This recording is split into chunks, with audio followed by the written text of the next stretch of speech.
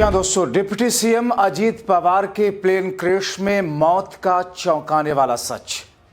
क्या हुआ था लैंडिंग के समय, हैरान रह जाएंगे आप। स्वागत है आप सभी का। आप देख रहे हैं द राजनीति का विशेष सेगमेंट खबर और विश्लेषण। मैं हूं जब्बार खान। दोस्तों, एक बेहद ही बड़ी और दुखद खबर जो महाराष्ट्र से सामने आई, जिसने पूरे देश की राजनीति को झकझोर के रख दिया, जिसने राजनीतिक परिवारों के साथ साथ पवार फैमिली के ऊपर दुखों का पहाड़ तोड़ दिया। क्योंकि एनडीए गठबंधन के डिप्टी सीएम महाराष्ट्र के अजीत पवार, जिनके एक प्लेन क्रैश में न सिर्फ जिनका निधन हुआ, बल्कि इस निधन के बाद में कई सारे ऐसे सवाल खड़े हो गए जो कि मौजूदा वक्त में इस वक्त जांच की तरफ इशारा कर रहे हैं।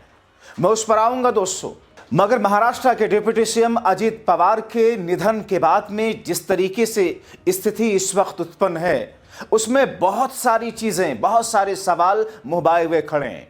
लेकिन दोस्तों, हुआ क्या था? दरअसल बारामती में अजीत पवार के चार प्रोग्राम्स लगे हुए थे। वहां पर एक लोकल लेवल के चुनाव के लिए अजीत पवार अपने कुछ सहयोगियों के साथ में बारामती जा रहे थे। करीब 9 बजे के आसपास का वक्त था, 8:45 के आसपास।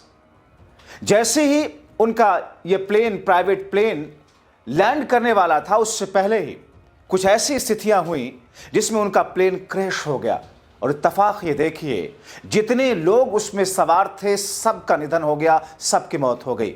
हालात ये थे कि लैंडिंग वाली एरिया से पहले ही, उस रनवे से पहले ही, जब ये खेतों के इलाके में, खेतीबाड़ी वाले इलाकों में जब ये प्लेन क्रैश हुआ, वहाँ पर लोकल लेवल पर लोग, जो कि वहाँ के स्थानीय लोग थे, एम्बुलेंस पहुँचता, फायर ब्रिगेड पहुँचती, उससे पहले वो लोग बाल्टी लेकर के पानी से उसे बुझाने की कोशिश करते हुए दिखाई दिए।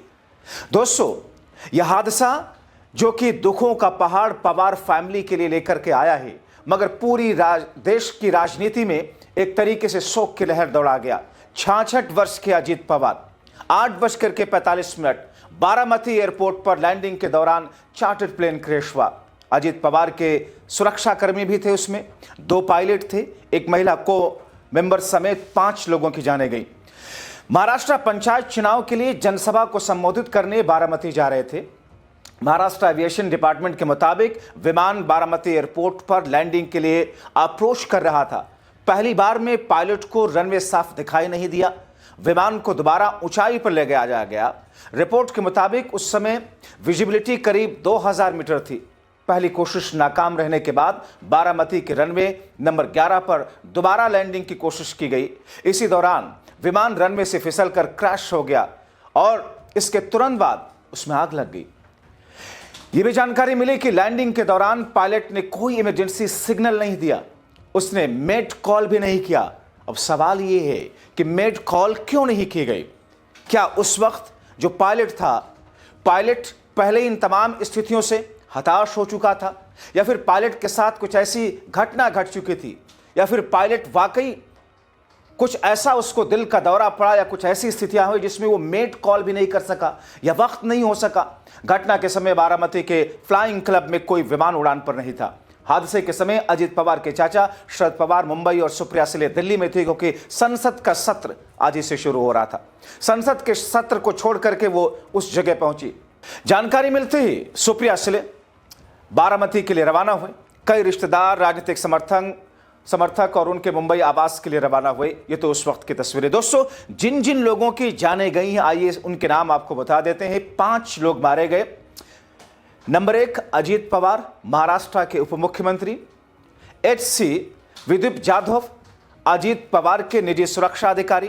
कैप्टन सुमित कपूर पायलट थे। कैप्टन शाम्भी पाठक ये भी पायलट थे। पिंकी माल्या फ्लाइट अटेंडेंट के तौर पर। इन 5 लोगों की जाने गई हैं। दोस्तों, हालांकि हादसा कैसे हुआ, किस चीज की कमी थी, क्या इस चार्टर्ड प्लेन के उड़ान से पहले जो जांच की गई थी, जिस तरीके से तमाम फ्लाइट्स, हेलीकॉप्टर्स और चार्टर्ड प्लेन सभी के उड़ान से पहले बाकायदा जांच होती है, उसमें कोई कमी थी, या फिर इंजन में कोई कमी आई, या फिर अचानक ऐसा कुछ हो गया जिसके बुनियाद पर यह हादसा हुआ? इन तमाम चीज़ों की जांच होनी बहुत ज़रूरी है, ताकि हादसे के बारे में एक एक स्थिति साफ हो सके। अब ब्लैक बॉक्स जब तक सामने नहीं आ सकेगा तब तक इन तमाम चीज़ों से पर्दा नहीं उठ सकेगा दोस्तों। इसीलिए ये एक हादसा, फिलहाल हर कोई शोक में डूबा हुआ है। पवार परिवार शोक में है। महाराष्ट्र की राजनीति हो या देश की राजनीति या उस राजनीति से जुड़े हुए सभी राजनीतिक, हर कोई इस वक्त आश्चर्यचकित है, हर कोई इस वक्त परेशान है, सबकी आंखें नम सी हो रही हैं। मगर सवाल यह है कि इस हादसे के पीछे की वजह क्या है दोस्तों। अभी हाल ही के महीनों में आपने देखा कि एक यात्री विमान क्रैश हुआ था, 275 लोगों की जानें गई थी और आज तक उसका सही सच सामने नहीं आ सका। बहुत सारे सच सामने आए। आपने देखा दोस्तों जिस तरीके से 2023 में भी एक प्लेन क्रैश हुआ था, वेसार वेंचर का विमान। 14 सितंबर 2023 को भी वेसार वेंचर्स कंपनी का लियरजेट 45 भारी बारिश और कम विजिबिलिटी के बीच में मुंबई के छत्रपति शिवाजी महाराज इंटरनेशनल एयरपोर्ट पर लैंडिंग के समय दुर्घटनाग्रस्त हो गया था। तब इसने विशाखापट्टनम से उड़ान भरी थी। इसमें पायलट, को पायलट, 6 यात्री सवार थे। एयरपोर्ट पर टैक्सी के पास फिसल करके 2 हिस्सों में टूट गया था। इसमें आग लग गई थी। हादसे में सभी को चोटें आई। पायलट की हालत काफी गंभीर थी, जिनका लंबा इलाज चला। दोस्तों, प्लेन हादसे, हेलीकॉप्टर हादसे, चार्टर्ड प्लेन हादसे की एक लंबी फहरिस्त है इस देश के अंदर। इसके पीछे के कारण क्या है, वजह क्या है? क्योंकि ये जो हादसा हुआ, अभी इस हादसे को लेकर कोई मैं बहुत वैसा सवाल नहीं खड़ा कर रहा हूं, लेकिन कोई ना कोई कमी तो थी, जिस कमी के कारण यह पूरा का पूरा हादसा हुआ। दोस्तों, अजीत पवार 1959 को आशा और अनंतराव पवार के घर में जन्मे। 1982 में अपने चाचा शरद पवार के नक्शे कदम पर चलते हुए राजनीति में कदम रखते हैं। 1991 में पहली बार बारामती संसदीय क्षेत्र से लोकसभा चुने गए, लेकिन बाद में उन्होंने यह सीट अपने चाचा शरद पवार के लिए खाली कर दी। इसके बाद शरद पवार केंद्र में पीवी नरसिम्हा राव सरकार में रक्षा मंत्री बने। यहीं से शरद पवार केंद्र की राजनीति में खुद को सक्रिय कर लिए। अजीत पवार महाराष्ट्र की सियासत की कमान अपने हाथ में लेते हैं। अजीत पवार ने अपनी मेहनत लगन के बाद खुद को शरद पवार के सियासी वारिस के तौर पर महाराष्ट्र में स्थापित किया। महाराष्ट्र की राजनीति पर अपनी पकड़ मजबूत बना ली। इसके बाद साल 1995 में पहली बार पुणे जिले में बारामती विधानसभा निर्वाचन क्षेत्र से विधायक बने। इसके बाद वो लगातार इस निर्वाचन क्षेत्र के विधायक चुने जाते रहे। 1995, 99, 2004, 2009, 2014, 2019, 2024 में विधायक चुने गए। अपने राजनीतिक जीवन में खुद को स्थापित ही नहीं किया, बल्कि अपनी पकड़ को मजबूत करते चले गए। अजित पवार ने अपने 45 साल के सियासी सफर में 1 बार सांसद, 7 बार विधायक चुने गए। खुद को महाराष्ट्र की राजनीति तक सीमित रखा।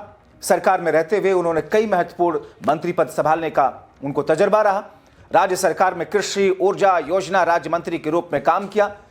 सुधाकर नाइक की सरकार में कृषि और बिजली राज्य मंत्री के तौर पर काम किया। उनके चाचा शरद पवार 1992-93 में मुख्यमंत्री बने तो वो भी मंत्री बने। जब उन्हें एक चीनी मिल के में बोर्ड में चुना गया, रिकॉर्ड 6 बार महाराष्ट्र के उप मुख्यमंत्री रहे। दोस्तों, अजित पवार कभी मुख्यमंत्री नहीं बन पाए, मगर 6 बार उप मुख्यमंत्री रहे। अनुभवी राजनेता अजित पवार ने कभी राज्य का मुख्यमंत्री बनने की अपनी इच्छा भी नहीं जताई। 2023 में बीजेपी और शिवसेना गठबंधन में शामिल होने से पहले 2019 में उप मुख्यमंत्री थे, जब देवेंद्र फडणवीस मुख्यमंत्री थे, लेकिन उनकी सरकार मुश्किल से 2 दिन चली। अजित पवार मौजूदा सरकार में वित्त और योजना मंत्री थे। अगले महीने यानी कि 23 फरवरी को मुंबई में राज्य विधानमंडल का बजट सत्र शुरू होने वाला था, जिस पर 2026-27 का बजट पेश करने वाले थे, मगर कुदरत को कुछ और ही मंजूर था और यह हादसा हुआ जिस हादसे में उनकी जिंदगी चली गई। अब ऐसे में दोस्तों, सबसे बड़ा सवाल ये कि जिस तरीके की स्थितियां सामने आई, उसमें जांच के बाद क्या है इस हादसे के पीछे का कारण? आप क्या सोचते हैं? अपने राय कमेंट बॉक्स में जरूर लिखें।